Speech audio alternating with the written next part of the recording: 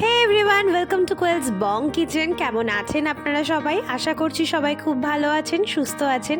আপনাদের সাথে নিয়ে আজকে রেসিপিটা শুরু করে দিচ্ছি।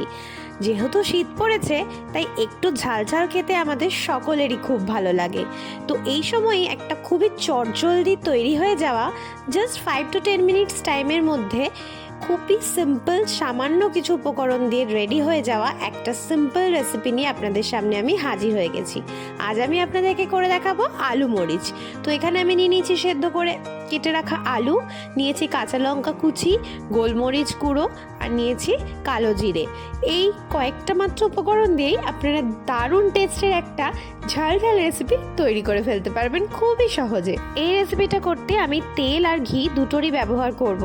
তো ফার্স্টেই এখানে আমি একটা কড়াই বসিয়ে নিয়ে তাতে দিয়ে দিচ্ছি 2 টেবিল স্পুন মতো হোয়াইট অয়েল, আর তার মধ্যে আমি দিয়ে দিচ্ছি 1 টেবিল স্পুন মতো ঘি। ঘিয়ের ব্যবহারটা কিন্তু অবশ্যই আপনারা করবেন, তা না হলে এই রেসিপিটাতে সেই ফ্লেভারটা আসবে না।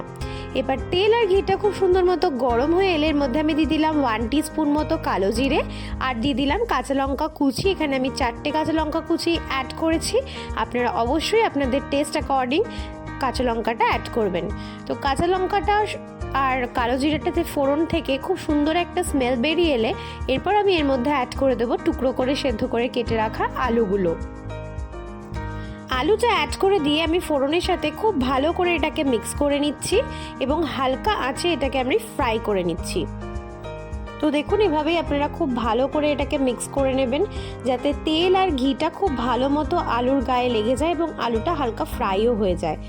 তো এরপর টেস্টের জন্য আমি যতটা প্রয়োজন ততটা নুন অ্যাড করে দিয়েছি, আর দিয়ে দিয়েছি 1.5 টিস্পুন গোলমরিচ গুঁড়ো। আবারও বলছি, এটা একটু স্পাইসি, একটু ঝাল ঝাল খেতে হয়, তো ঝালটা কিন্তু আপনারা একটু আপনাদের টেস্ট অ্যাকর্ডিং দেবেন। আমার একটু এই রেসিপিটা ঝালই বেশি ভালো লাগে, যেহেতু নামেই আছে আলু মরিচ, তো ঝাল তো হতেই হবে, সেই জন্য আমি এখানে একটু ঝালের পরিমাণটা বেশি দিয়েছি। তো আপনারাও আপনাদের টেস্ট অ্যাকর্ডিং ঝালটা অ্যাড করবেন। তো গোলমরিচ গুঁড়োটা আর নুনটা অ্যাড করার পর আমি আলুর সাথে খুব ভালো করে মিক্স করে ফ্রাই করে নিয়েছি 5 মিনিটস মতো।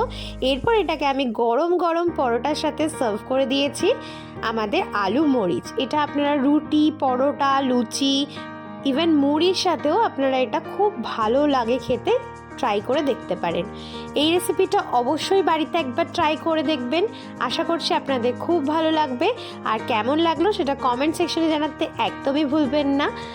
আর আমার এই রেসিপিগুলো যদি আপনাদের ভালো লেগে থাকে তাহলে চ্যানেলটাকে সাবস্ক্রাইব করে দেবেন, পাশে থাকা বেল আইকনটাকে প্রেস করে দেবেন, লাইক অ্যান্ড শেয়ার করে দেবেন।